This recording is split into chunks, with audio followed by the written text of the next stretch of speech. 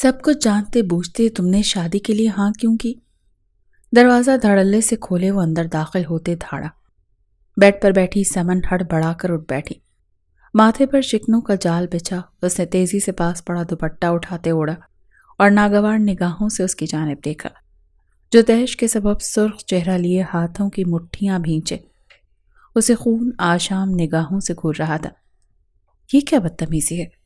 کسی کے بھی کمرے میں داخل ہونے سے پہلے نوک کیا جاتا ہے مسٹر مدثر۔ سمن کا لہجہ سرد اور ناگوار تھا۔ یہ میرے سوال کا جواب نہیں ہے۔ بولو تم نے کیوں ہاں کی اس شادی کے لیے، جبکہ تم اچھی طرح جانتی ہو کہ میں تم سے شادی نہیں کرنا چاہتا۔ مدثر ایک ہی جسم میں درمیان میں حائل فاصلے کو مٹاتے اس تک آتے اس کے دونوں بازو اپنی سخت گرفت میں قید کرتے قراتے ہوئے بولا۔ سمن کی آنکھیں تحیر اور بے یقینی سے آخری حد تک پھیلیں۔ اسے امید نہیں تھی کہ یہ شخص اس کی اس قدر قریب آن پہنچے گا۔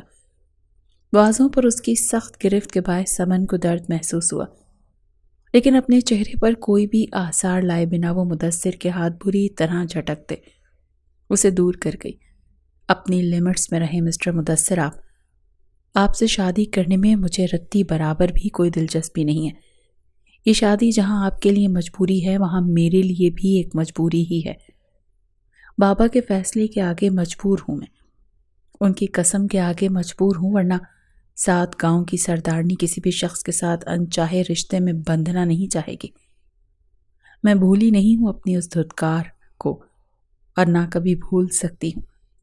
بہتر یہی ہے کہ آپ میرے کمرے سے چلے جائیں اور آئندہ کے بعد میرے کمرے میں بنا اجازت داخل ہونے کی ہمت نہ کیجیے گا۔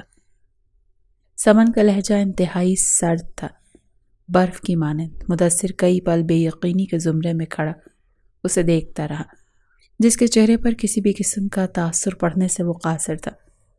وہ سرد نگاہوں سے اسے بنا پلکیں جھپکائے دیکھ رہی تھی۔ مدثر شاہ، جس کے آگے آج تک کوئی نہ بول پایا تھا، مقابل موجود لڑکی اسے لاجواب کر گئی تھی۔ انتہائی خفت کا سامنا کرتے وہ اپنے ہاتھوں کی مٹھیاں بھینچ گیا۔ مردانہ انا پر گہرا وار ہوا تھا۔ اس کے منہ پر یہ کہہ گئی تھی کہ اسے مدثر میں کوئی دلچسپی نہیں۔ مدثر کی مردانہ انا یہ کیسے برداشت کر لیتی؟ وہ تو آج تک ہر ایک صنف مخالف کی آنکھوں میں اپنے لیے ستائش دیکھتا آیا تھا، اور آج مقابل کی آنکھوں میں اپنے لیے صرف اور صرف ناگواری دیکھتے وہ جیسے انگاروں پر جلا تھا۔ تیار رہنا، میں تمہاری زندگی اجیرن کر دوں گا۔ پل پل پچھتاؤ گی اس شادی کے لیے رضامندی دینے پر۔ سکون کا سانس تک نہیں لینے دوں گا۔ نفرت ہے مجھے تم سے، عورت ذات سے۔ مدثر انگشت شہادت کی انگلی اٹھائے نفرت آمیز لہجے میں بولا۔ سمن کے چہرے پر مزید کرختگی چھائی۔ آگے بڑھتے وہ بڑی دیدہ دلیری کا مظاہرہ کرتے مدثر کی انگلی میں اپنی انگلی الجھائے، اس کی انگلی نیچے کرتے اس کی آنکھوں میں اپنی آنکھیں گاڑ گئی۔ مسٹر، میں کوئی نازک اندام لڑکی نہیں جسے آپ یوں ڈرائیں گے تو وہ ڈر جائے گی۔ یہ شادی مجبوری میں تو ہو رہی ہے، پر میں اس قدر مجبور نہیں کہ آپ بلا وجہ میرا جینا حرام کریں اور میں سکون سے بیٹھ جاؤں۔ وار کا بدلہ وار سے پورا ہوگا۔ میں چپ بیٹھ کر برداشت کرنے والوں میں سے نہیں ہوں۔ پتھر کا جواب اینٹ سے دینا آتا ہے مجھے۔ آپ میری زندگی اجیرن کریں گے تو بدلے میں آپ کی زندگی کو جہنم بنا دوں گی۔ سو بی ریڈی فار اٹ۔ اور ہاں، ایک عورت کی وجہ سے آپ تمام عورتوں کو ایک ہی ترازو میں نہیں تول سکتے، اور مجھے تو بالکل بھی نہیں۔ سمن کے لہجے میں تمسخر تھا، آنکھوں میں الوہی چمک۔ مدثر کے لیے اس کا ہر انداز نیا تھا، بے یقین کر دینے والا، ٹھٹکا دینے والا۔ اس سمن میں اور 15 سال پہلے کی سمن میں زمین آسمان کا فرق تھا۔ اس نے عورت کے کئی روپ دیکھے تھے، لیکن اس طرح بے خوف اور نڈر انداز آج پہلی بار دیکھا تھا۔ اب آپ جا سکتے ہیں، سمن نے دروازے کی جانب اشارہ کرتے اسے سیدھا کمرے سے نکل جانے کا کہا تھا۔ مدثر نے جبڑے بھینچے اس کی جانب دیکھا۔ کس بات کا غرور ہے تمہیں؟ کس بات کے گھمنڈ میں مبتلا ہو؟ مدثر تل ملاتے ہوئے گویا ہوا۔ سمن نے مسکراہٹ ضبط کی۔ میرے خیال سے مجھے بتانے کی ضرورت تو نہیں، پھر بھی بتا دیتی ہوں، میں 7 گاؤں کی سردارنی اس حویلی کی لاڈلی اور عنقریب آپ کی بیوی بننے والی ہوں۔ اب میں آپ کو بتاتی چلوں کہ ان میں 2 چیزوں کا مجھے غرور ہے، سردارنی ہونے کا اور لاڈلی ہونے کا۔ باقی آپ کی بیوی بننا میرے لیے غرور کا باعث نہیں۔ ایک ایسے مرد سے شادی کرنا جو اپنے بچپن کی منگ کو بھولے بیٹھے، باہر ملک میں کسی اور عورت کو دل دے بیٹھے، اس بات کو بھلائے کہ اس کے نام سے منسوب لڑکی پل پل اس کا انتظار کر رہی ہے، اور پھر اس عورت سے دھوکہ کھانے کے بعد، اپنا سب کچھ گنوانے کے بعد، وہ تمام عورتوں سے نفرت کا دعوے دار بن جائے۔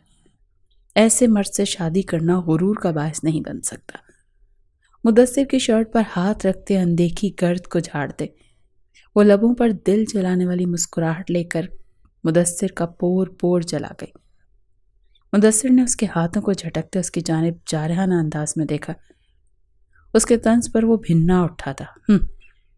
سیدھی طرح کہو نا کہ تمہیں دکھ پہنچا تھا کہ میں تمہیں چھوڑ کر کسی اور عورت سے شادی کرنے کا تمنائی تھا۔ میں نے تمہیں ریجیکٹ کر دیا تھا۔ اب دل جلانے کی باری مدثر کی تھی۔ سمن نے بھویں ریز کی اس کی جانب دیکھا۔ مسٹر مدثر، کہتے ہیں کہ انسان کتا پال لے، بلی پال لے، پر غلط فہمی نہ پالے۔ مجھے بہت افسوس کے ساتھ کہنا پڑ رہا ہے کہ آپ حد سے زیادہ غلط فہمی پالتے ہیں، جو آپ کی صحت کے لیے نقصان دہ ثابت ہو سکتی ہے۔ سمن کے پاس ہر بات کا جواب تھا، اور وہ بھی 2 ٹوک۔ مدثر جو لبوں پر دل جلانے والی مسکراہٹ سجائے اس کی جانب دیکھ رہا تھا، اس کی مسکراہٹ سمٹ سی گئی۔ تمہاری زبان درازی کا علاج میں صحیح طرح کروں گا۔ اب تم سے شادی کر کے تمہارا گھمنڈ توڑنا ہے، تمہیں اپنے آگے گھٹنے ٹیکنے پر مجبور کرنا ہے۔ ان آنکھوں میں اپنے لیے ناگواری کی جگہ محبت دیکھنی ہے۔ مدثر اس کا بازو جکڑے دانت پیستے بولا۔ سمن مسکرا اٹھی، جیسے کوئی بڑا کسی بچے کے بے وقوفانہ بات پر مسکرا جاتا ہے۔ پھر سے غلط فہمی؟ ناکام ٹھہریں گے آپ۔ جس محبت کی بات آپ کر رہے ہیں اسے میں 15 سال پہلے اپنے ہاتھوں سے قبر میں اتار چکی ہوں، اور قبر کھود کر مردہ چیزوں کو باہر نکال بھی لیا جائے تو کوئی فائدہ نہیں ہوتا۔ میری محبت آپ کے لیے مر چکی ہے۔ مدثر کی سیاہ آنکھوں میں اپنی کاجل سے لبریز بھوری آنکھیں گاڑے وہ بے تاثر لہجے میں گویا ہوئی۔ مدثر کے دل پر جیسے گھونسا پڑا تھا۔ سمن کی بات پر اسے تکلیف محسوس ہوئی۔ ان آنکھوں میں اب اس کے لیے محبت کے وہ دیپ بجھ چکے تھے جو 15 سال پہلے شد و مت سے جلتے تھے۔ لہجے میں وہ نرمی، احترام اور محبت غائب تھی جو اسی کے لیے مخصوص ہوتی تھی۔ دیکھتے ہیں، تم نے میری انا کو للکارا ہے، اور جب انا پر بات آ جائے تو مرد ہر حد پار کرنے کو تیار ہو جاتا ہے۔ مدثر سنجیدگی سے کہتا اسے آزاد کر گیا۔ سمن نے خاموشی سے اس کی جانب دیکھا۔ اب مجھے مزہ آئے گا۔ تیار رہنا سردارنی میرے قید میں آنے کے لیے، جہاں تم سانسیں بھی میری مرضی سے بھرو گی، جہاں تم میری حکم کی تابع ہوگی۔ مسکراتے ہوئے کہتے وہ پلٹتے دروازے کی جانب بڑھا، جب سمن کی سرد آواز نے اس کے قدم جکڑے۔ ایسا کچھ نہیں ہوگا، آپ کو آپ کے ہر عمل کا رد عمل ملے گا، جیسا کریں گے ویسا بھریں گے۔ یہ شادی صرف میرے لیے قید نہیں، آپ کے لیے بھی قید ہی ہے۔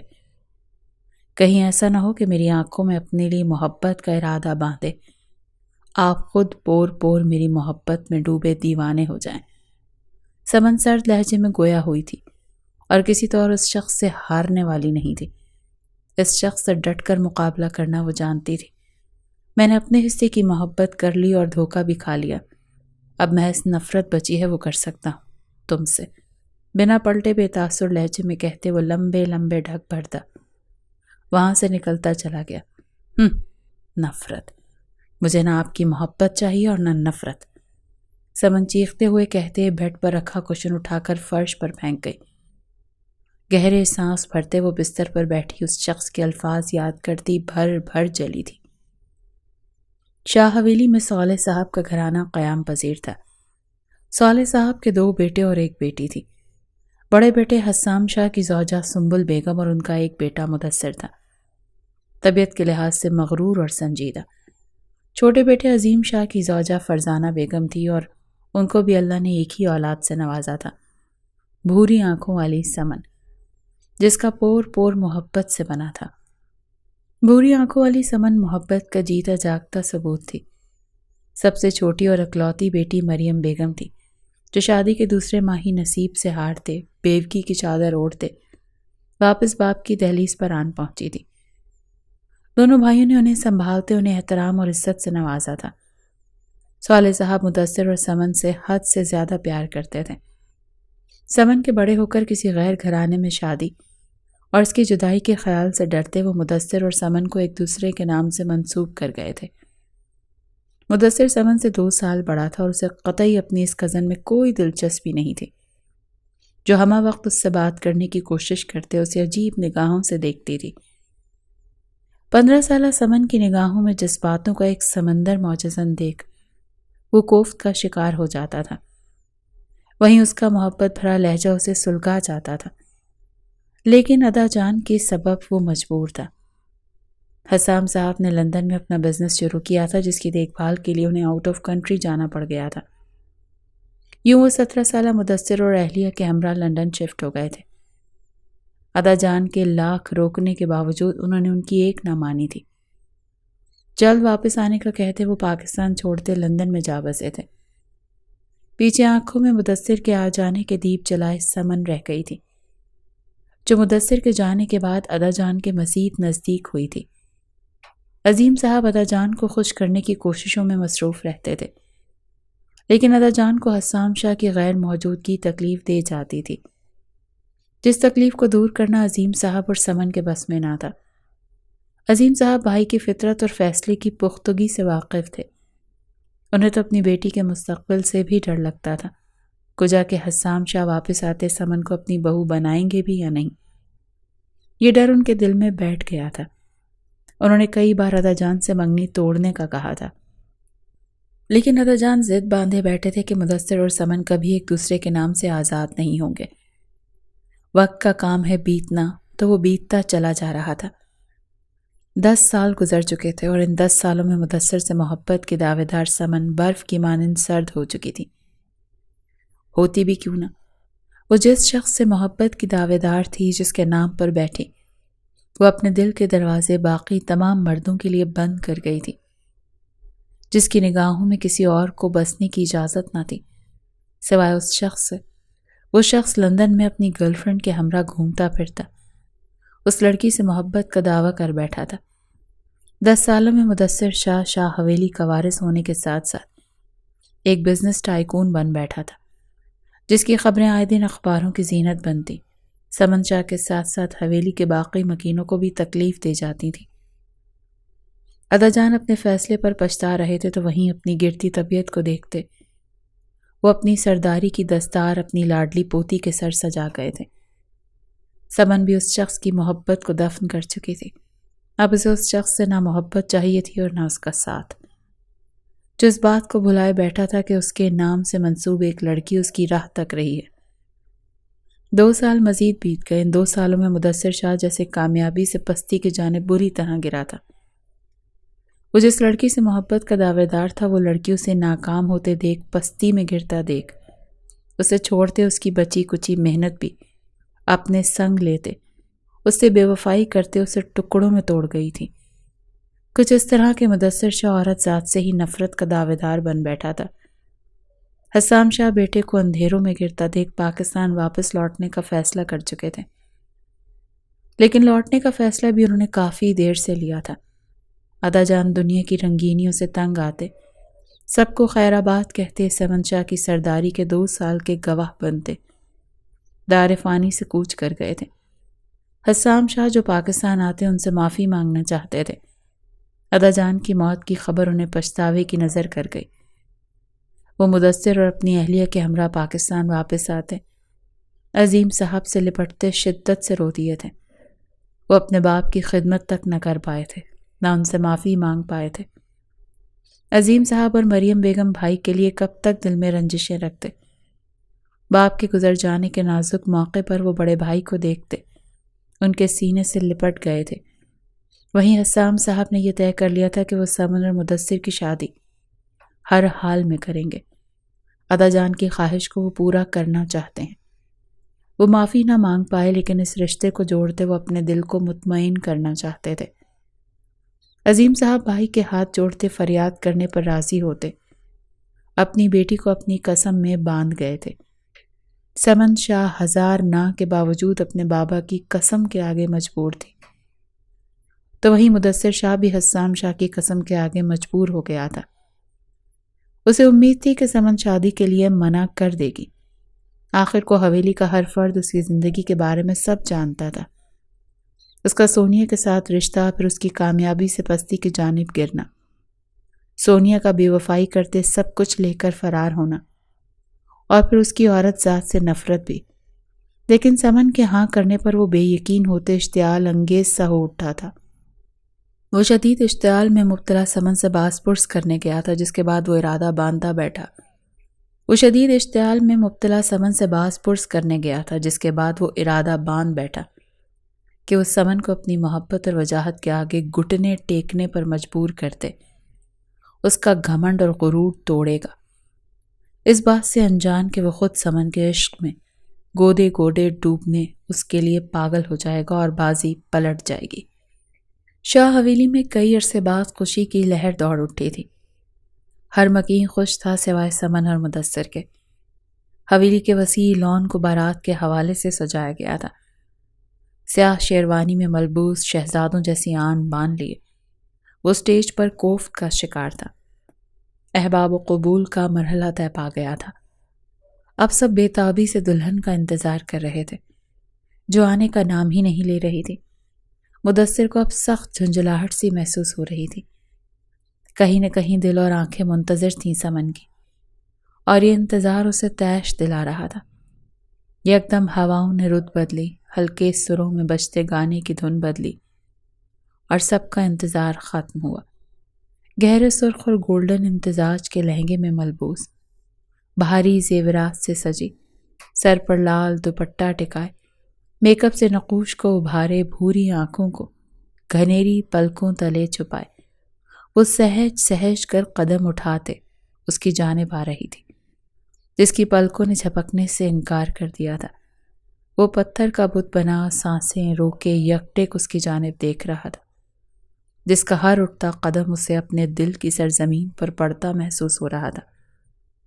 کیا کوئی اس قدر حسین بھی ہو سکتا ہے کہ دل کی دھڑکنوں میں طوفان لے آئے، کہ اس کی سانسیں روک دے؟ وہ یہ بات ماننے سے جھجک نہیں سکتا تھا کہ جب 12 سال بعد اس نے سمن کو دیکھا تھا تو وہ ٹھٹک گیا تھا۔ وہ پہلے سے کہیں زیادہ حسین ہو گئی تھی، اور آج وہ پور پور سجی قیامت ٹھا رہی تھی۔ وہ عورتوں سے نفرت کا دعوے دار تھا، لیکن اس عورت کو دیکھتے اس کا دل اس قدر تیز دھڑک رہا تھا کہ اس سے قابو کرنا دوبھر ہوا تھا۔ دل نے ایسی رت کب بدلی تھی؟ پہلے کبھی اس کے ساتھ یوں تو نہ ہوا تھا جیسا اب ہو رہا تھا۔ مدثر بیٹا ہاتھ تھامو سمن کا۔ سنبل بیگم کی آواز اسے ہوش کی دنیا میں لا پٹک گئی تھی۔ مدثر نے سر جھٹکتے خود کو اس جادوئی طلسم سے آزاد کرتے اپنی ہتھیلی سمن کے آگے بڑھائی۔ سمن نے نگاہ اٹھائے اس شخص کی جانب دیکھا جو اسے دھتکار کر اس کی محبت سے منہ موڑ کر اسے بھلائے بیٹھے، اس کا حق، اس کے حصے کی محبت کسی اور عورت سے کر بیٹھا تھا۔ سمن کی آنکھوں میں تیرتی سرخی اس کے ضبط کا پتہ دے رہی تھی۔ اس کا تیز دھڑکتا دل اس پل خاموش تھا۔ وہ ایک ایسے شخص کی زوجیت میں آئی تھی جس کے پاس اسے دینے کے لیے کچھ نہیں تھا، جو اس پر لٹائے جانے والے جذبات کسی اور عورت کی جھولی میں ڈالتے اس سے دھوکہ کھائے اب اس کی جانب لوٹا تھا۔ دھیرے سے اپنا ہاتھ اٹھایا اس نے مدثر کے ہاتھ پر رکھا، جو اس کی آنکھوں میں تیرتی سرخی دیکھتے لب سختی سے باہم بھیج گیا۔ اس کی آنکھیں رونے کی چغلی کر رہی تھیں، پھر اس کی انا پر وار ہوا۔ یہ آنسو اس کی زوجیت میں آنے، اس سے نکاح کرنے پر بہے تھے۔ اس کی آنکھوں سے وہ بے ساختہ سمن کے ہاتھ پر گرفت مضبوط کیے، اسے ایک جھٹکے سے اپنی جانب کھینچ گیا، اور سمن کٹی ڈال کی مانند اس کے سینے سے آن لگی تھی۔ ہیل پہننے کے سبب وہ مدثر کے قد کو پہنچ رہی تھی۔ مدثر کی ناک سے اس کی ناک ٹچ ہوئی، دونوں کے دل کی دھڑکنوں نے تال بدلی۔ سمن نے اس کی شیروانی پر گرفت مضبوط کرتے مدثر کی بھوری نگاہوں میں دیکھا، جہاں عجیب سے تاثرات تیر رہے تھے۔ तपिश सी थी उसकी निगाहों में। उसकी निगाहें उसके हर नक़ूश का सफ़र करते, उसके हर नक़ूश को झुलसा रही थी। मेरी ज़ौजियत में आते मातम मना रही हो। मुदस्सिर ने उसकी कमर पर हाथ रखते उसकी महकती सांसों में एक गहरा सांस भरते उसे खुद से दूर करते साथ खड़ा किया। सुंबुल बेगम और फरजाना बेगम मुदस्सिर की बेबाकी पर खिफत का शिकार होते वहां से हटती चली गईं। क्या नहीं करना चाहिए? समन ने अपना लहंगा दुरुस्त करते उसके ही लबो लहजे में दूबदू सवाल किया। मुदस्सिर ने जबड़े सख्ती से भींचे। करना चाहिए, बिल्कुल करना चाहिए। आगे कई मौके मिलेंगे तुम्हें मातम मनाने के। बहुत रोने वाली हैं तुम्हारी ये भूरी आंखें। मुदस्सिर सुलगते लहजे में कहते उसकी भूरी काजल से लबरेज निगाहों में देखते गोया हुआ। समन बेख्तियार मुस्कुरा उठी। पहले ही बहुत रोली हैं ये आंखें मेरी, अब और रोने की मुतहम्मिल नहीं। और जानते हो, तुम्हारी ज़ौजियत में हर दिन मेरा मातम मनाकर ही गुजरेगा। आज से खुशियां मुझसे रुख मोड़ चुकी हैं। अब मुदस्सिर शाह अपने टूटे दिल का बदला मुझसे लेगा। तंजिया हंसते हुए तमस्खुर से बोलते मुदस्सिर को हाथ की मुट्ठी भींचने पर मजबूर कर गई। मुदस्सिर की गिरफ्त उसकी कमर पर सख्त हुई। समन ने लब सख्ती से बाहम मिलाए। कमर से उठते दर्द को बर्दाश्त करते लबों पर मुस्कुराहट सजाई। तुमसे बदला थोड़ी लूंगा। तुमसे तो अपना टूटा दिल वापस जुड़वाना है। तुम्हारे लम्स से अपने जख्मों पर मरहम लगवाना है। तुम्हारी खुशबू में सांसें भरते अपने हर दर्द को भूल जाना है। तुम में समाते दुनिया की तलखियों को भुलाना है। समन की बात जिस कदर आग उसके सीने में दहका गई थी, वो उतने ही इत्मीनान से लबों पर मुस्कुराहट सजाए उसके कान के नज़दीक झुकते ज़ूम आईनी खेज लहजे में कहता समन के चेहरे की रंगत बदल गया था। समन की रीढ़ की हड्डी में सनसनाहट की एक तेज लहर दौड़ उठी थी। रंगत सुर्ख कंधारी हुई होंठों पर मुश्किल हुआ मसनूई मुस्कान सजाना। मुदस्सिर ने उसकी आंखों में देखते एक आंख वेंक की। ऐसा कुछ नहीं होगा, मैं तुम्हें अपने करीब तक आने नहीं दूंगी। समन दांत कचकचाते हुए बोली। दूर से देखने वालों को वो मोहब्बत से एक दूसरे के साथ गुफ्तगू में मसरूफ नजर आ रहे थे। लोग उनकी बलाएं ले रहे थे। इस बात से नवाकिफ के उन दोनों के दरमियान आग के गोलों की बरसात हो रही थी। आहा, तुम रोकोगी मुझे? बल्कि क्या तुम रोक पाओगी मुझे? मुदस्सिर आंखों में चैलेंज लिए गोया हुआ। समन ने दांत पीसे। अपनी हद में रहें। ये शादी मजबूरी में हुई है, उस रिश्ते की कोई असलियत नहीं। आप मेरे करीब नहीं आएंगे, न ही मैं आपको खुद को छूने दूंगी। समन का लहजा सर था। देखते हैं। मुदस्सिर गहरा सांस भरते गोया हुआ।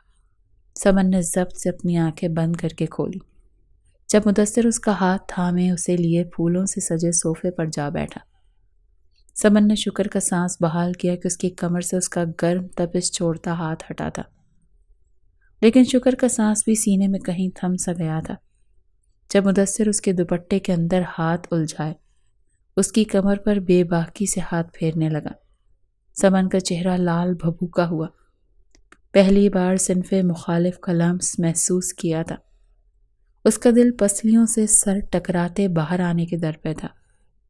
वो दांत पीसती लहंगे में छुपे उसके हील वाले पाँव को मुदस्सिर के पाँव पर रख गई। मुदस्सिर का उसकी कमर पर सरसराता हाथ थमा। दर्द की एक तेज लहर उसके चेहरे पर फैल गई। समन फतेहयाबी से मुस्कुराई, लेकिन अगले ही लम्हे उसकी मुस्कुराहट सिमट सी गई, क्योंकि मुदस्सिर फिर उसकी कमर पर हाथ फेरते अब उसकी कुर्ती की जिप छेड़खानी कर रहा था। उस जब्त के कड़े पहरे खुद पर बिठाए उसकी बेबाकी बर्दाश्त करने पर मजबूर थी। वहीं मुदस्सिर पैर से उठते दर्द को बर्दाश्त करते होंठों पर मुस्कुराहट सजाए बैठा था। मुदस्सिर लबों पर दिल जलाने वाली मुस्कान सजाए कमरे में दाखिल हुआ था। सरशारी से वजूद में गर्दिश कर रही थी। सीना आज कुछ ज्यादा ही चौड़ा था। अब वो उस लड़की का घमंड और गुरूर तोड़ सकता था। उसकी ज़ौजियत में थी, अब वो उस पर हाकिम था। बेड पर उसे अपनी सेज सजाए बैठे देखते उसे बुरी तरह धुतकारने का इरादा बांधे। وہ کمرے میں قدم رکھ چکا تھا، لیکن اگلے ہی پل بیڈ پر نظر پڑتے ہی اس کے سارے ارادوں پر جیسے پانی پھیر دیا گیا تھا۔ بیڈ تو بالکل صاف تھا، وہاں سمن کا وجود کیا، گلاب کی بکھری پتیاں بھی موجود نہ تھیں۔ ساری سجاوٹ نوچ کھسوٹ کر ایک طرف پھینک دی گئی تھی۔ مدثر نے ہاتھوں کی مٹھیاں بھینچے واش روم کے دروازہ کھلنے کی آواز سنتے پلٹتے خوشمگی نگاہوں سے واش روم سے نکلتی سمن کی جانب دیکھا، لیکن اس پر نظر پڑتے ہی اس کے آسان خطا ہو گئے۔ گلے میں گلٹی ابھر کر معدوم ہوئی تھی۔ وہ لال سلک کے پیروں کو چھوتے گاؤن میں ملبوس بھیگے بال لیے اس کے سامنے تھی۔ گہرے گلے سے اس کی رعنائیاں ظاہر ہو رہی تھیں۔ سلیو لیس آستینوں سے جھانکتے اس کے دودھیا بازو مدثر کے حواس معطل کر گئے تھے۔ سمن جو تولیے سے اپنے بال سکھا رہی تھی، مدثر کی نگاہ پڑتے ہی ساکت ہوئی۔ مدثر کی نگاہوں کو اپنے وجود کے آر پار ہوتا محسوس کرتے وہ گھبراہٹ میں مبتلا ہوئی تھی، لیکن اگلے ہی پل وہ خود پر قابو پا گئی۔ بدلہ بھی تو لینا تھا مقابل سے کچھ دیر پہلے کی گئی بے باکیوں کا۔ کس طرح وہ اپنے ہاتھوں سے بے باکی دکھاتے اس کی جان لبوں پر سجا گیا تھا۔ یہ کس قسم کا لباس پہنا ہے تم نے؟ مدثر اپنے سینے میں سر اٹھاتے جذباتوں پر بند باندھتے اپنے لہجے کو حتی الامکان سرد بناتے گویا ہوا۔ سمن نے مسکراہٹ ضبط کرتے اس کی جانب قدم بڑھاتے اس کے گلے میں باہیں ڈالی۔ اپنی اس بے باک حرکت پر اس کا دل زوروں سے دھڑکتے باہر نکلنے کو پر تول رہا تھا، لیکن وہ مقابل سے بدلہ بھی لینا چاہتی تھی۔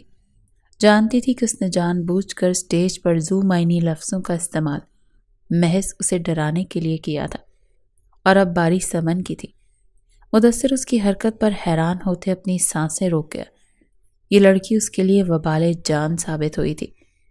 ایک تو قیامت خیز سراپا، دوجا اس قدر نزدیکی کہ اس کے وجود سے اٹھتی اعصابوں پر طاری ہونے والی خوشبو اس کے نتنوں سے ٹکراتے اس کے ضبط کا امتحان لے رہی تھی۔ کیوں؟ اچھا نہیں لگا کیا مسٹر ہسبینڈ؟ لبوں پر دل فریب مسکان سجائے سمن بھویں ریز کیے گویا ہوئی۔ مدثر کی نگاہیں بھٹکتے اس کے مسکراتے لبوں پر آن ٹھہری۔ وہ مسکراتی ہوئی حد درجہ حسین لگتی تھی کہ مدثر کا دل سینے میں شور مچانے لگا تھا۔ میں نے تو یہ لباس تمہارے لیے پہنا ہے، تم نے ہی کہا تھا نا میرے نزدیک آتے اپنا ہر درد بھول جاؤ گے، میرے لمس سے زخموں پر مرہم رکھواؤ گے، اور یہی تو آج کی رات کا تقاضا ہے نا مسٹر ہسبینڈ۔ کیا میں تمہیں اچھی نہیں لگ رہی؟ دل فریب انداز میں کہتے وہ مدثر کے کالر پر انگلی پھیرنے لگی۔ مدثر کی آنکھوں میں بے یقینی سمٹ آئی۔ اسے سمن سے اس قدر بے باکی کی توقع نہیں تھی۔ اس کے چہرے کی ہوائیاں اڑی تھیں، وہیں اس کے تاثرات سمن کو مزہ دے رہے تھے۔ لبوں کے کونوں پر مسکراہٹ نمودار ہوئی جو مدثر کی زیرک نگاہوں میں آتے اس کے ارادے سے پردہ ہٹا گئی تھی۔ مدثر کو پل لگا تھا سب سمجھنے میں۔ وہ جو اس کے بدلتے انداز کو الجھن اور بے یقینی سے دیکھ رہا تھا، مسکراتے اس کی کمر میں اپنے دونوں بازو حمائل کرتے اسے مزید خود میں بھیج گیا۔ سمن کی مسکراہٹ سمٹی وہ مدثر کی آنکھوں کے بدلتے تاثرات اور اس کے لبوں پر پھیلتی مسکراہٹ کو دیکھتے اپنے لب چبا گئی۔ کچھ غلط ہونے کا خیال ذہن میں کھٹکا۔ اچھی، تم تو قیامت لگ رہی ہو، میرے سوئے ہوئے جذبات بھڑکا دیے تم نے، اپنی نازک جان مشکل میں ڈال گئی ہو سردارنی۔ جذبات سے بھاری لہجے میں کہتے وہ اسے لیے بیڈ پر گرتا اس پر حاوی ہوا تھا۔ اس افتاد پر سمن کی چیخ بے ساختہ تھی، جبکہ مدثر کے الفاظ اسے کانپنے پر مجبور کر گئے تھے۔ وہ ہونک چہرہ لیے مدثر کی جانب دیکھنے لگی، جو آنکھوں میں لو لیے اس کی جانب دیکھ رہا تھا۔ ہٹو دور مجھ سے۔ سمن کی زبان سے لفظ ٹوٹ کر ادا ہوئے۔ مدثر گہرا مسکرایا۔ ابھی تو تم نے کہا میرے قریب آ جاؤ، میں تمہارے لمس سے اپنے درد کا علاج کروں، اب کیوں دور کر رہی ہو؟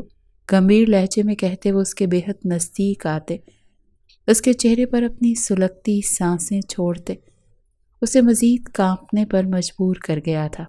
میرے کہنے کا مطلب یہ نہیں تھا۔ سمن اس کے کاندھے پر ہاتھ رکھے اسے خود سے دور کرنے کی صحیح کرتے ٹوٹتے لہجے میں بولی، تمہارے کہنے کا یہی مطلب تھا، آج رات کے تقاضے میں اچھی طرح پورے کروں گا۔ پہلے میرا ایسا کوئی ارادہ نہیں تھا، لیکن اب جب تم بھی تیار ہو تو کیا فائدہ دور رہنے کا؟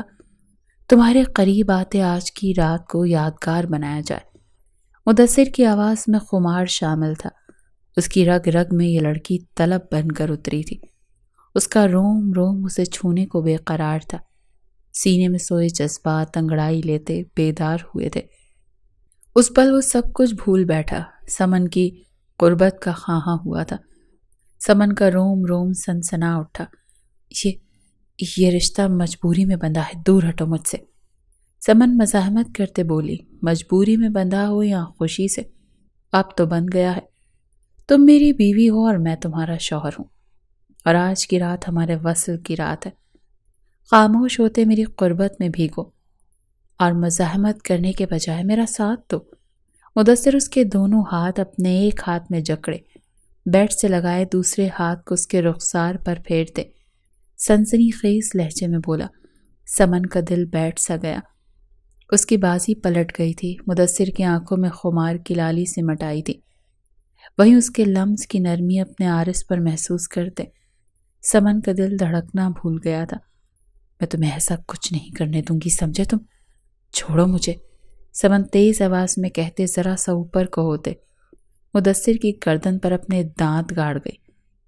مدثر نے درد ضبط کرتے اپنی آنکھیں میچ کر کھولی۔ یہ درد اسے مسرور کر رہا تھا۔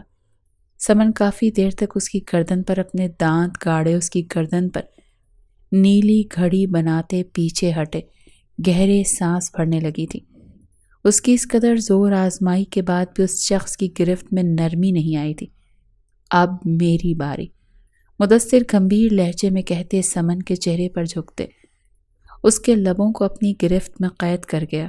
سمن جھٹ پٹا سی گئی، آنکھیں آخری حد تک پھیلی۔ مدثر کا سلگتا لمس اپنے لبوں پر محسوس کرتے اس کی تپش زدہ سانسیں اپنی سانسوں میں شامل ہوتی محسوس کرتے اس کے وجود میں برقی روسی دوڑ اٹھی، ہاتھ پاؤں ٹھنڈے پڑے۔ وہ بے یقینی میں ڈوبی اس کے لمس کو برداشت کر رہی تھی، جو لمحہ بلمحہ شدت پکڑتا چلا جا رہا تھا۔ مدثر کا ایک ہاتھ اس کے وجود پر بے باکی سے سفر کرتا اسے بے بس کر رہا تھا۔ وہ ہار رہی تھی، اس شخص کے لمس سے پگھل رہی تھی۔ سانسوں میں تنگی محسوس ہوئی تھی۔ مدثر اس کی سانسوں کو آزادی بخشتے اس کی گردن پر جھک گیا۔ سمن نے مزاحمت کرنی چاہی، لیکن اس کی مزاحمت بری طرح ناکام ہوئی۔ مدثر اسے بے بس کرتے اسے خود کو سونپنے پر مجبور کر گیا تھا۔ سمن نے آنکھیں بند کرتے خود اپنی مزاحمت کا دم توڑتے اپنا آپ مدثر کے حوالے کیا کہ وہ بہت آگے نکل آیا تھا، جہاں سے واپس پلٹنا اس کے بس میں نہیں تھا، اور سمن اب اسے مزید آگے بڑھنے سے روک نہیں سکتی تھی۔ مدثر اس کی خود سپردگی محسوس کرتے اس کے لمس میں کھوتے اسے شدت سے اپنا بناتا چلا گیا۔ اس کے وجود کے گہرے رازوں سے واقف ہوتے اس کے وجود میں گم ہوتے اپنے ماضی کو مکمل بھول بیٹھا تھا کہ اس نے سمن سے شادی اس کا گھمنڈ توڑنے کے لیے کی تھی۔ بھول گیا تھا کہ وہ عورت ذات سے نفرت کا دعوے دار تھا۔ اس وقت اس کے لمس اس کی خوشبو میں مکمل مدہوش ہوتے اسے اپنے رنگ میں رنگ رہا تھا، اور سمن وہ کب تک مزاحمت کرتے اس کی قربت سے رخ موڑتی۔ مدثر کے لمس سے پگھلتی وہ اس کی قربت میں بھیگتی چلی جا رہی تھی، اور مدثر اسے اپنے لمس کی بارش میں بھگوتا چلا جا رہا تھا۔ سرکتی رات ان کے درمیان حائل ہر پردے کو گرا گئی تھی۔ دونوں کی بے ہنگم سانسیں اور معنی خیز سرگوشیاں کمرے میں رقص کر رہی تھیں۔ اپنے بجتے فون کی رنگ ٹون سے تنگ آتے مدثر نے رخ بدلتے اس نازک وجود کو خود میں بھینچتا چاہا تھا، لیکن وہ نازک وجود وہاں ہوتا تو اس کے حصار میں قید ہوتا۔ اسے اپنے قریب نہ محسوس کرتے مدثر کی نیند بھگ سے اڑی۔ سیاہ آنکھیں رت جگہ کی خماری اور کچی نیند سے جاگنے کے سبب سرخ ہو رہی تھی۔ اسے بیڈ پر نہ پا کر اس نے دیوار گیر گھڑی میں وقت دیکھا جو صبح کے 10 کا ہنسا بجا رہی تھی۔ یکدم وہ اٹھ بیٹھا، نظروں نے بے ساختہ پورے کمرے میں اسے تلاشا لیکن ناکام ٹھہری۔ وہ بیڈ سے اٹھتے واش روم کی جانب بڑھا۔ وہ وہاں بھی نہیں تھی۔ مدثر نے اپنے ماتھے کو انگوٹھے سے رب کیا۔ گزری رات کا لمحہ لمحہ اس کی آنکھوں کے سامنے کسی فلم کی مانند چلنے لگا۔ اپنی بے اختیاری اور بے خودی کا احساس ہوتے اس کا دل کیا اپنا سر کسی دیوار پر دے مارے۔ وہ قریب نہیں تھی تو دل پھر سے مچل اٹھا تھا اس کی قربت کے لیے۔ دل میں خواہش آن سمائی تھی اس کا حسین چہرہ دیکھنے کے لیے۔ وہ اپنا سر جھٹکتے اپنے دل کی آواز کو خاموش کر گیا۔ کچھ غلط نہیں کیا میں نے، بیوی ہے میری، اس کے قریب جا سکتا ہوں میں۔ اس نے گویا خود کو باور کروایا تھا۔ قدم بہ قدم چلتے وہ آئینے کے سامنے آن کھڑا ہوا، اور اس نے بھی تو مجھے نہیں روکا تھا۔ آئینے میں اپنی گردن پر سمن کے دیے گئے نشان کو دیکھتے وہ کاندھے اچکائے گویا ہوا۔ اس نے روکا تھا، تم نے اس کی تمام مزاحمتوں کا دم توڑا تھا۔ اس کے دل سے گویا صدا گونجی تھی، میرا حق تھا، وہ میں نے لے لیا۔ مدثر نے جواب دیا، تمہارا ارادہ نہیں تھا اس کے قریب جانے کا، پھر بھی تم گئے کیونکہ تم خود پر سے اختیار کھو بیٹھے تھے۔ تم خود اس کے لیے بے قرار ہو گئے تھے۔ دل جیسے باز پرس پر اتر آیا تھا۔ مدثر نے آئینے میں نظر آتے اپنے عکس سے آنکھیں چرائیں۔ ہاں تو ضرورت تھی مجھے کل اس کی۔ میں جوان ہوں، کئی جذبات ہیں دل میں جن کی تسکین کے لیے مجھے اس کی ضرورت پڑ سکتی ہے، اور یہی کل ہوا۔ مجھے ضرورت تھی اس کی اور میں نے اس سے اپنی ضرورت ہی تو پوری کی ہے۔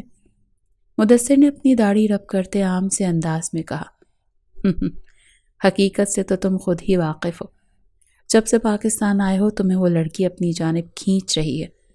اس کا نڈر انداز اور حاضر جوابی تمہیں اس کی جانب کھینچ رہی ہے۔ اس کی خوبصورتی کے آگے تم نے گھٹنے ٹیک دیے ہیں۔ اس کی آنکھوں میں اپنے لیے 12 سال پہلے والی محبت اور لہجے میں اپنے لیے نرمی نہ پا کر تم اس قدر تڑپ اٹھے ہو کہ تم اسے دوبارہ خود سے محبت کرنے پر مجبور کرنے کا ارادہ باندھ بیٹھے ہو۔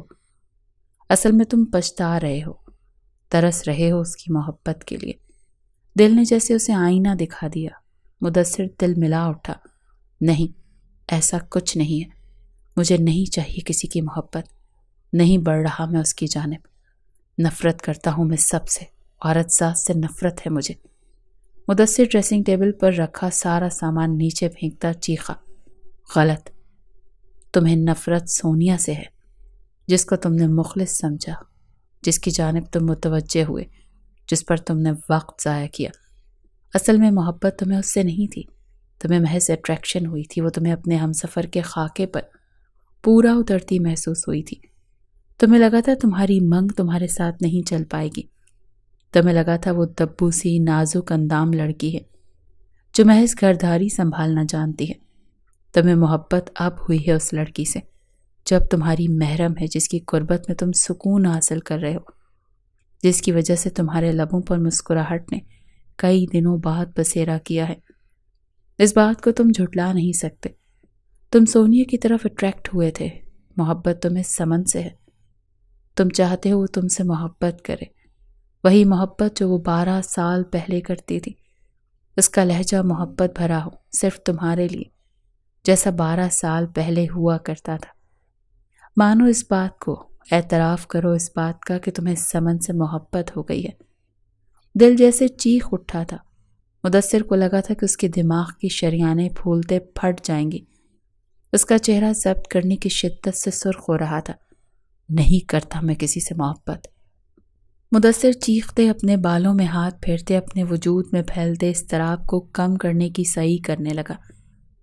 اب دل تو خاموش تھا، لیکن اس کے اندر اضطراب بڑھ چکا تھا۔ یہ کیسی حقیقت اس کا دل اسے بتا گیا تھا جسے جاننے کے بعد سینے میں ایک آگ سی دہک اٹھی تھی، اور اس آگ کو بجھانے کے واسطے وہ تیزی سے واش روم میں جاتے شاور کے نیچے آن کھڑا ہوا تھا۔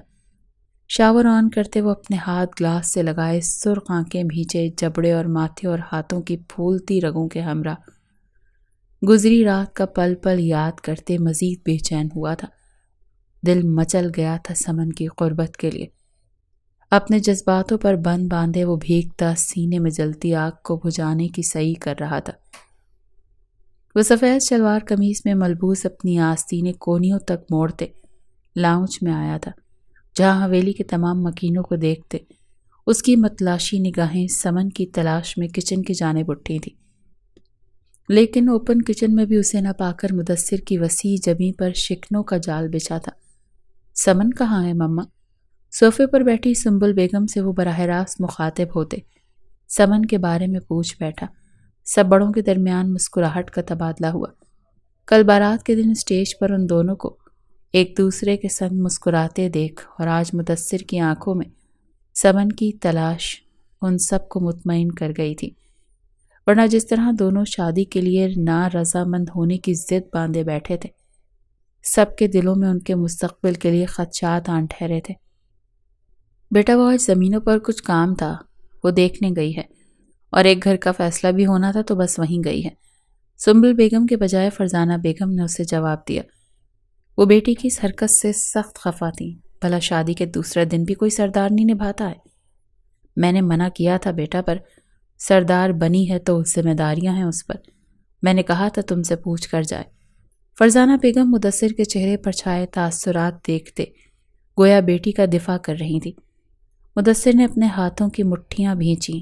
وہ یہاں اسے دیکھنے کے لیے تڑپ رہا تھا، اور وہ زمینوں کا کام دیکھنے گئی تھی۔ سینے میں جلتی آگ جو شاور لینے سے بھی نہیں بجھی تھی، شدت اختیار کر گئی تھی۔ کوئی بات نہیں چاچی، میں اسی کے پاس جا رہا ہوں، آتا ہوں ساتھ لے کر، سنجیدگی سے کہتے وہ لمبے لمبے ڈگ بھرتا حویلی سے باہر نکلا۔ پورچ میں کھڑی اپنی گاڑی میں بیٹھتے وہ زمینوں کی جانب بڑھ گیا، جہاں وہ دشمن جاں تھی جو کچھ دنوں میں ہی اس کے لیے جان کا وبال بن گئی تھی۔ وہ گاڑی زمینوں کے پاس روکے خود سے کچھ دور پر کھڑی اپنی بیوی کو دیکھ رہا تھا، جو گلابی رنگ کے جوڑے میں ملبوس شال کاندھوں پر ڈالے، گلابی آنچل سر پر اوڑے، دھوپ کی تمازت سے سرخ چہرہ لیے کھڑے اپنے پاس کھڑے عمر دراز آدمیوں سے بات کرنے میں محو تھی، جبکہ اس کے ساتھ کھڑا لڑکا جو تقریباً سمن کی ہی عمر کا تھا اسے گھور کر دیکھ رہا تھا۔ مدثر جو اسے گلابی لباس میں ملبوس دیکھ اپنے دل کو معمول سے زیادہ تیز دھڑکتا محسوس کر رہا تھا۔ اس کی نظر سمن کے حسین چہرے سے ہوتی اس لڑکے کی جانب اٹھی جس کی نظروں کا ارتکاز وہ سمن کو دیکھتے اپنے ہاتھوں کی مٹھیاں بھینچ گیا تھا۔ پور پور جھلس چکا تھا، ایک تپش سی تھی جو تلووں سے اٹھی تھی۔ اس کا بس نہیں چل رہا تھا کہ وہ اس لڑکے کی سمن کے چہرے پر جمی نگاہیں نوچ اکھاڑ پھینکے۔ اس سے قبل وہ آگے بڑھتا سمن اس کی جانب پلٹی۔ مدثر کو کچھ قدموں کی دوری پر مٹھیاں بھینچے کھڑے دیکھ اس کے لبوں پر پھیلی مسکراہٹ سمٹ سی گئی۔ آنکھوں میں بے یقینی لیے اس نے قدم آگے بڑھا، جب نیچے موجود پتھر کو نہ دیکھتے وہ بری طرح لڑکھڑائی۔ مدثر اسے گرتا دیکھ آگے بڑھا کہ اس کے پہنچنے سے پہلے ہی پاس موجود لڑکے نے سمن کی کمر میں ہاتھ ڈالے اسے گرنے سے بچایا۔ سمن نے سنبھلتے ہی اس کا ہاتھ اپنی کمر سے ہٹایا، جبکہ مدثر کا ضبط ختم ہوا تھا۔ اس پر جیسے کسی نے کھولتا ہوا پانی انڈیل دیا۔ وہ تیزی سے اس تک آتے اس لڑکے کے چہرے پر زوردار مکہ رسید کر گیا۔ وہ لڑکا زمین پر گرتے بری طرح کراہنے لگا، جبکہ سمن مزید بے یقینی میں ڈوبی تھی۔ مدثر چھوڑیں اسے پلیز، پیچھے ہٹ جائیں۔ مدثر کو اس لڑکے پر ٹوٹتا دیکھ وہ بے یقینی کے زمرے سے نکلتی اس کا بازو تھامے بولی۔ جب مدثر اس لڑکے کو چھوڑے، سرد خون اگلتی کا مرکز اس کی جانب کرتی اس کی کلائی اپنے سخت گرفت میں جکڑ گیا۔ مدثر! سمن کو اس کے تاثرات دیکھتے خوف محسوس ہوا۔ وہ اس کی کلائی سختی سے جکڑے اسے لیے قدم آگے بڑھا گیا۔ مدثر پلیز چھوڑیے مجھے، سمن نے اپنا ہاتھ آزاد کروانے کی صحیح کرتے کہا۔ مدثر نے پلٹتے اس کے ایک جھٹکے سے اپنی جانب کھینچتے اس کے چہرے کو سرد نگاہوں سے دیکھا۔ اگر نہیں چاہتی ہوں اس آدمی کی قبر یہیں بنا کر اسے زندہ زمین میں درگور کر دوں تو خاموشی سے میرے ساتھ چلو، ورنہ باخدا ایسا کرنے میں ایک لمحہ ضائع نہیں کروں گا۔ مدثر اس کی تھوڑی نرمی سے جکڑے اس کی آنکھوں میں آنکھیں گاڑے سرد وحشیانہ لہجے میں گویا ہوا۔ سمن نے تھوک نگلا۔ مقابل کا ایسا روپ پہلے کب دیکھا تھا اس نے؟ وہ خاموشی سے اس بات میں سر ہلاتے اس کے ساتھ ہولی جو اسے پیسنجر سیٹ پر بٹھائے خود ڈرائیونگ سیٹ سنبھالے گاڑی سٹارٹ کرتے تیزی سے آگے بڑھ گیا۔ سمن لب باہم سے لے خاموشی سے اس کی جانب دیکھ رہی تھی، جس کے سخت تاثرات میں رتی برابر بھی کمی نہیں آئی تھی۔ پلیز مدثر گاڑی ہلکے چلائیں، مجھے ڈر لگ رہا ہے۔ اس اسٹیئرنگ پر گرفت مضبوط کیے سرد اور سرخ چہرے کے ہمراہ ریش ڈرائیونگ کر رہا تھا جب سمن مزید برداشت نہ کرتے چیخ اٹھی۔ مدثر پر اس کی چیخ کا بھی کوئی اثر نہ ہوا۔ وہ یوں ہی تیز گاڑی چلاتے سمن کی بات کو نظر انداز کر گیا۔ جب سمن دانت پیستے دوبارہ چیخی، آخر ہوا کیا ہے تمہیں؟ میں نے کہا ہے گاڑی ہلکے چلاؤ۔ سمن اس کا بازو تھامے چیخی۔ مدثر نے گاڑی ایک جھٹکے سے سڑک کے کنارے روک دے، اپنے بازو پر دھرا اس کا ہاتھ ہٹاتے، مروڑتے ہوئے اس کی پشت سے لگاتے اسے خود کے قریب کیا۔ آگ دہکی ہوئی ہے میرے سینے میں، جل رہا ہوں میں، پچھتا رہا ہوں کہ کیوں اس آدمی کو میں نے زندہ چھوڑ دیا جس نے تمہیں میری بیوی کو چھونے کی کوشش کی۔ مدثر اس کے چہرے پر جھکتا غرایا۔ سمن کا وجود لرز اٹھا اس کا یہ روپ دیکھ کر۔ میں گر جاتی، اس نے مجھے گرنے سے بچایا تھا مدثر۔ سمن اس کی سرخ سیاہ آنکھوں میں اپنے خوفزدہ بھوری آنکھیں گاڑے تھوک نکلتے گویا ہوئی۔ میری بات کان کھول کر سن لو سمن مدثر شاہ، تمہیں گرنے سے بچانے کے لیے میں ہوں۔ تمہیں چھونے کا حق، تمہیں دیکھنے کا حق صرف اور صرف میرا ہے۔ کوئی اور میرا حق چھیننے کی کوشش کرے گا تو میں اس کی جان لے لوں گا اور ساتھ میں تمہیں بھی مار کر خود بھی موت کو گلے لگا لوں گا۔ مدثر اس کے بالوں کو نرمی سے جکڑے، اس کے چہرے پر اپنی سلگتی سانسیں چھوڑے، شدت پسندی سے گویا ہوا۔ سمن کے وجود میں برقی رو سی دوڑ اٹھی۔ اس کے لیے مدثر کا یہ انداز حیران کن تھا۔ وہ اسے لے کر شدت پسند ہو رہا تھا، پر کیوں؟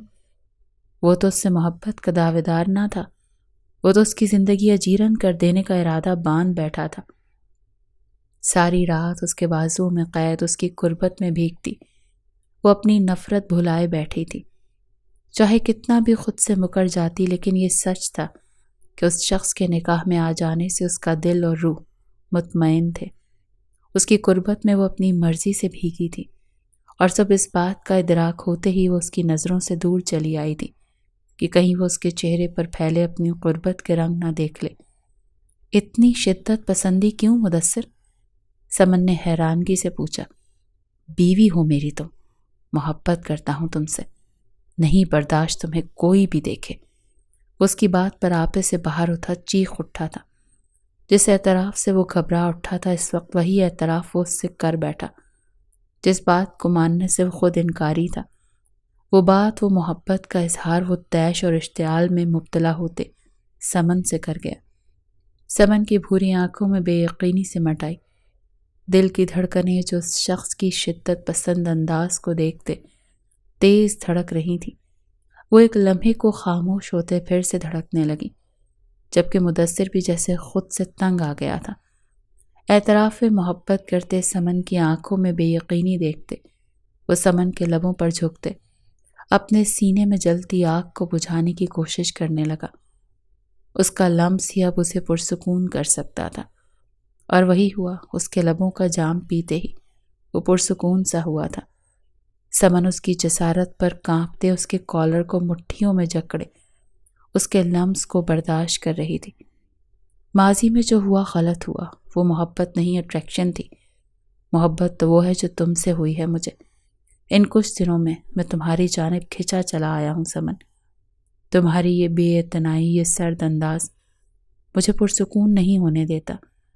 میں ترس رہا ہوں اس محبت کے لیے جو 12 سال پہلے تمہارے دل میں میرے لیے تھی۔ میں خود سے مزید انکاری نہیں ہو سکتا، اپنے جذباتوں سے منہ نہیں پھیر سکتا۔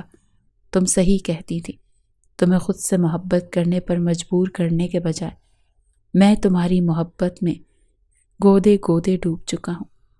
میں نہیں جانتا میں اپنی غلطیوں کا مداوع کس طرح کروں گا، پر میں ان گزرے سالوں پر شرمندہ ہوں جو تم نے میرے انتظار میں گزارے۔ کیا تم مجھے معاف کرتے میری جانب قدم بڑھاؤ گی؟ کیا تم مجھ سے محبت کرو گی؟ مدثر اس کے لبوں کو آزادی بخشتے اس کی ناک سے ناک جوڑے، اس کی بکھری سانسوں میں سانسیں بھرتے گھمبیر لہجے میں اس کے عارض پر نرمی سے اپنا انگوٹھا پھیرتے گویا ہوا۔ سمن نے اپنی بکھری سانسوں کو اعتدال میں لانے کی صحیح کرتے نم نگاہوں سے اس کی جانب دیکھا۔ محبت کا اظہار کرتے وہ شخص اسے مزید بے بس کر گیا تھا۔ کیا اس کے لیے آسان تھا گزرے ماہ سال کی تکلیف اور اذیت بھلا دینا؟ کیا وہ اتنی جلدی اس انسان کو معاف کر سکتی تھی؟ جس کے واپس آ جانے کی راہ دیکھتے وہ اپنے دل کے دروازے سب کے لیے بند کر گئی تھی، جس کو دیکھنے کے لیے اس کی آنکھیں ترستی تھیں، جس کی محبت پانے کو دل مچلتا تھا۔ نہیں، اتنی جلدی نہیں، اتنی جلدی وہ اس شخص کو معاف نہیں کر سکتی تھی۔ سمن نے رخ بے رخی سے پھیرتے اس کے ہاتھ جھٹکتے اس سے دوری بنائی۔ مدثر نے آنکھیں میچ کر کھولتے اس کی جانب بے بسی سے دیکھا۔ مجھے حویلی لے چلے، سرد لہجے میں کہتے وہ اپنا رخ ونڈو کی جانب کرتے باہر کے نظاروں کو دیکھنے لگی۔ اس قدر بے رخی مت دکھاؤ، نہیں برداشت کر پاؤں گا میں۔ کیا تمہارے لیے معاف کرنا آسان نہیں؟ مدثر نے اس کا ہاتھ تھامے گھمبیر آواز میں پوچھا۔ نہیں آسان میرے لیے مسٹر مدثر، بالکل نہیں آسان۔ کن چیزوں کے لیے آپ کو معاف کروں؟ بتائیے۔ ان سالوں کے لیے جو میں نے آپ کے انتظار میں گزارے، ہر دن اس آس میں جاگی کہ آپ شاید کسی دن آ جائیں گے۔ آپ نہ بھی آئے، کم از کم ایک کال ہی کر دیں گے، مجھ سے میرا حال ہی پوچھ لیں گے، میں آپ کی آواز ہی سن لوں گی۔ یا اس تڑپ اور اس اذیت کے لیے معاف کروں جو آپ کو میرے حصے کی محبت کسی اور پر نچھاور کرتے میں نے دیکھا۔ بتائیں، کس چیز کے لیے معاف کروں میں آپ کو؟ آپ کی وجہ سے مجھے لگا کہ میں چاہے جانے کے قابل ہی نہیں، مجھ سے کوئی محبت نہیں کر سکتا، میں ناکارہ ہوں۔ نہیں کر سکتی اتنی آسانی سے میں معاف آپ کو، نہیں کر سکتی۔ مدثر کے ہاتھ سے اپنا ہاتھ آزاد کروائے، اس کے سینے پر ہاتھوں سے وار کرتے خود سے دور کرتے، ہذیانی انداز میں چیختے اپنا رخ بدلتے، اپنے آنسو اس سے چھپا گئی۔ مدثر نے لب بھینچے اس کی بات سنی۔ واقعی کس چیز کی معافی مانگتا وہ؟ میں جانتا ہوں آسان نہیں ہے، پر میں کوشش کرتا رہوں گا آخری دم تک۔ ایک نہ ایک دن تو تم مجھے معاف کر دو گی، کبھی نہ کبھی تو تمہارا دل میرے لیے نرم ہوگا۔ مدثر پر امیدی سے کہتا گاڑی سٹارٹ کر گیا۔ میرا دل آپ کے لیے کبھی نرم نہیں ہوگا، کبھی نہیں۔ میں ساری زندگی آپ کو معاف نہیں کروں گی، بے تاثر لہجے میں کہتے وہ مدثر کا دل اپنے پیروں تلے کچل گئی تھی۔ مدثر زخمی سا مسکراتے اس کا ہاتھ تھامے اس کے ہاتھ پر گرفت مضبوط کر گیا۔ سمن میں اب اتنی طاقت نہیں تھی کہ اپنا ہاتھ آزاد کرواتی۔ اس کے ہاتھ کی قید میں اپنا ہاتھ دیکھتے وہ سیٹ کی پشت سے سر ٹکا کر اپنی آنکھیں موند گئی۔ تقریباً 2 مہینے گزر چکے تھے۔ مدثر اور سمن کے رشتے میں محض اتنا رد و بدل آیا تھا کہ سمن اب مدثر کا ہر کام خود کرنے لگی تھی۔ وہیں مدثر اس سے محبت کا اظہار کرتے اس سے بار بار معافی کا طلبگار تھا، اور سمن اس کی محبت کی عادی ہوتے اسے معاف کر چکی تھی، لیکن اظہار اب تک نہیں کیا تھا، جبکہ مدثر کی پرزور التجاؤں کے سبب سمن نے اس پر اپنے قریب آنے کے لیے کوئی پابندی عائد نہیں کی تھی۔ مدثر کی محبت کے حصار میں گزرے یہ چند دن اس کے گزرے تمام سالوں کی اذیت کو جیسے ختم کر گئے تھے۔ اب بھی وہ مسکراتی ہوئی لاؤنج میں آئی تھی جب سنبل بیگم کو اضطرابی حالت میں فون تھامے دیکھ وہ اپنی ماں کی جانب سوالیہ نگاہوں سے دیکھنے لگی، جنہوں نے کاندھے اچکائے لا علمی کا اظہار کیا۔ کیا کہہ رہے ہیں یہ آپ حسام؟ کیسا ہے میرا بچہ؟ اسے زیادہ لگی تو نہیں؟ ٹھیک تو ہے نا وہ؟ سنبل بیگم فون کے دوسری جانب موجود حسام صاحب سے روتے ہوئے گویا ہوئی۔ سمن کی آنکھوں میں خوف پھیلا، وہ بے ساختہ لڑکھڑائی، دل جیسے مٹھی میں کسی نے بھینچا تھا۔ سنبل بیگم فون رکھتے اس کی جانب متوجہ ہوئیں، جو پھیکی پڑتی رنگت لیے ان کی جانب ہی دیکھ رہی تھی۔ مدثر کا ایکسیڈنٹ ہو گیا ہے، حسام صاحب کا کہنا ہے، کافی چوٹیں آئے ہیں اسے۔ سنبل بیگم کا کہنا تھا کہ سمن کے حواس معطل ہوئے، ہاتھ پاؤں سن سے ہوئے، وہ بے یقینی سے نفی میں سر ہلاتے ہوش و حواس کھوتے زمیں بوس ہوئی۔ سمن! فرزانہ بیگم اور سنبل بیگم اسے پکارتے ہوئے اس کی جانب بڑھیں۔ نیند سے بھاری ہوتی پلکوں کو بمشکل کھولتے اس نے اپنے انتہائی نزدیک مدثر کے وجود سے اٹھتی مہنگے کلون کی خوشبو کو محسوس کیا۔